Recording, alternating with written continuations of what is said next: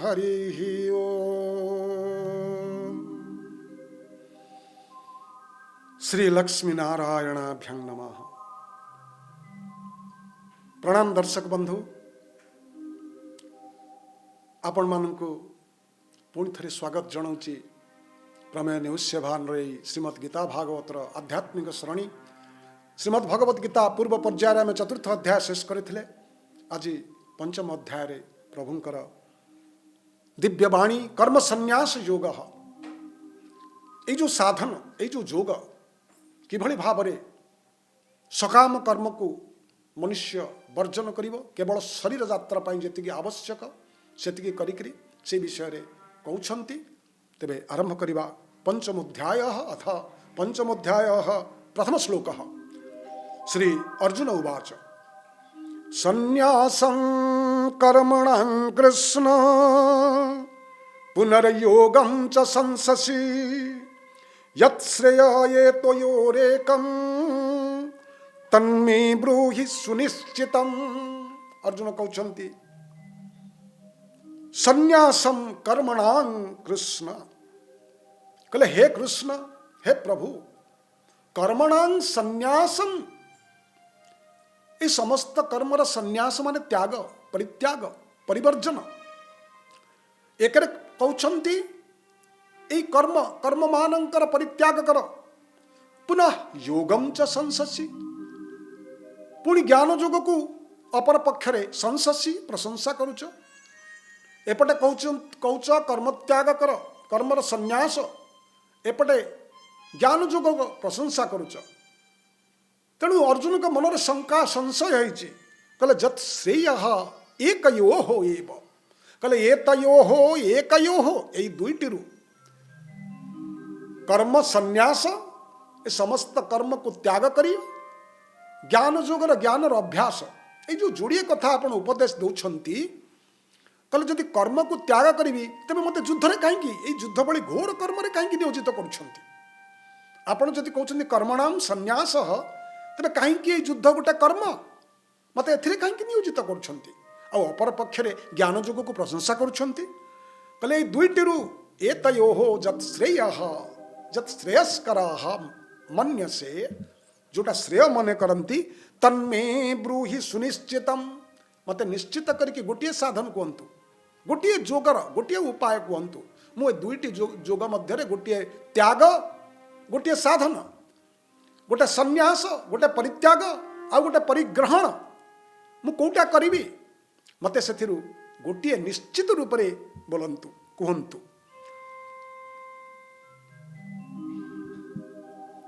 दुई प्रकार कथा शुणी गोविंद अर्जुन पचारती पुणी गोविंद, समस्त कर्मरु संन्यास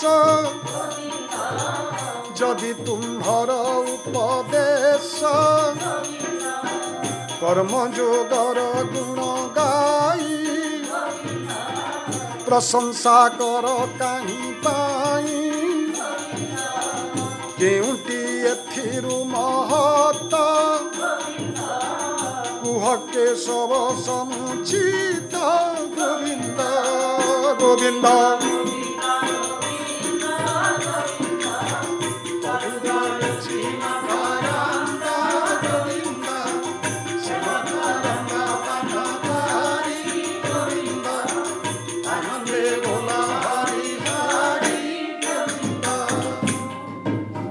श्री कृष्ण चंद्र भगवान की। श्री भगवान उवाच, परवर्ती द्वितीय श्लोक भगवान अर्जुन मनरु संशय को शंका को दूर करने कहउछंती, कहले संन्यास कर्म योगश्च निःश्रेयसकरावुभौ तयोस्तु कर्म संन्यासात् कर्म योग विशिष्यते। कहले अर्जुन सुन, संन्यास सम्यक रूपेण न्यास, पूर्ण रूपेण त्याग, गोटे त्याग आ गोटे कर्म जोग, त्याग जोग कर्म जोग दुईटी साधन, त्याग करने भी गोटे साधन। ए बाप माँ भाई भौणी गाड़ी बाड़ी शाढ़ी चूड़ी एगुड़ा त्याग करने एत सहज नुह, सी गोटे साधन करने को पड़ो। कहले यही त्याग जोग आउ कर्म जोग प्रभु कहते निश्रेयसौ उभौ निश्रेयसौ दुईटी जाक हूँ मंगलप्रद। ए दुईटी जोग साधन रे भगवत प्राप्ति होता है त्याग जोग माध्यम कर्म जोग माध्यम। तेणु जीव पक्षे दुईटी जाक ही शुभंकर श्रेयस्कर। कहले तयो होतु कर्म संन्यासात तयो होतु किंतु से दुईटीर मध्य कहले कर्म संन्यासात कर्म त्यागात। ए त्याग जोग ठारू कर्म गुड़ाक सांसारिक कर्म ग्राह्यस्थ कर्म गृहस्थ कर्म को त्याग करने ठारू कर्म योग विशिष्यते। कहले निष्काम कर्म साधन नहीं कर्म करिबा कर्मयोगी हवाटा ताठू श्रेयस्कर कर्म योग विशिष्यते।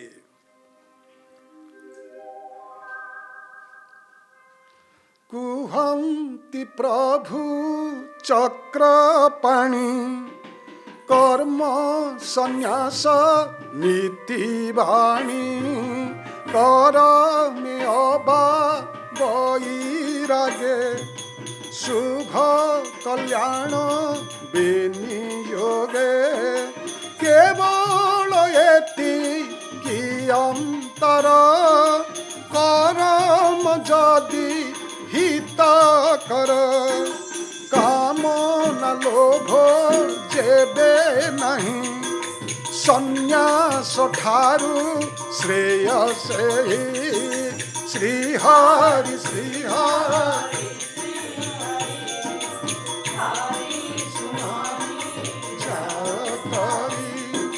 जय हरि सुना रणी नरा दूरा कराई पाप भर।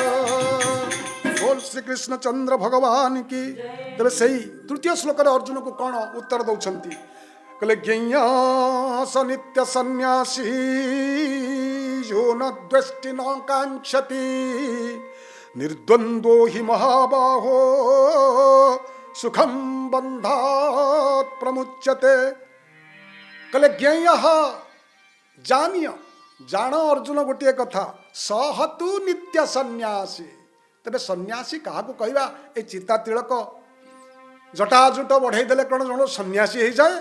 कहले शुण जह न द्वेष्टि जह न हिंसति जे हिंसा द्वेष क्या करे नहीं खाली सेतिक नुह न कांक्षति न कामयति न लोभायते जे कौन सी मन मध्य कौन सी प्रकार आकांक्षा कामना रखे नहीं अन्य कहा प्रति द्वेष भाव नहीं कि निज मन मध्य कौन सी कामना नहीं। कहले सही जान जे नित्य सन्यासी जे मो लोभ मोह को त्याग कर से मनरु कामना को भी त्याग कर अन्य प्रति जे हिंसा को त्याग कर से त्यागी से ही सन्यासी। आउ चिता तिलक काटिदेले सन्यासी हम लोके। कहले निर्द्वंद्व ही महाबाहु हे महाबाहु अर्जुन से ही निशंकया कौन सी शंका न रखी कौन सी द्वंद्व मनरे रखई न रखी सुखम बंधात प्रमुच्यते। सुखम सहजेन अनायासेन अति सहजरे ए बंधात कर्म बंधात भव बंधात संसार बंधात लोक बंधात एथिरु प्रमुच्यते मुक्ति लाभ करे। भवबंधन रु अति सहजरे से मुक्ति लाभ करे। ए जोड़िए कथा से नित्य सन्यासी यदि जोड़िए कथा करे जो कहा प्रति हिंसा द्वेष भाव न रखी मन मध्य कामना को त्याग करी अन्य प्रति हिंसा को त्याग करी पारे तबे संसार बंधन रु से ही मुक्ति लाभ करे।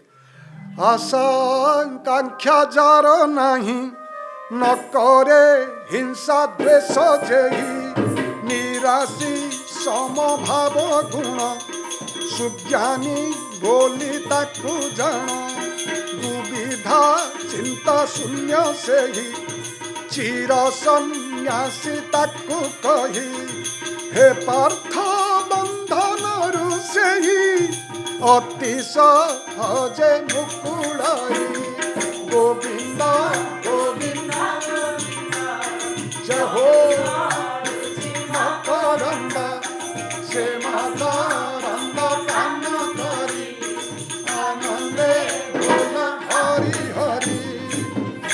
कृष्णचंद्र भगवान की। तेरे आजिर पर्यायर एतिकी, परवर्ती पर्यायर यही पंचम अध्यायर चतुर्थ श्लोक आलोचना करिबा। से पर्यंत विदाय मागुछि। जय कृष्ण, जय श्री कृष्ण, जय जगन्नाथ।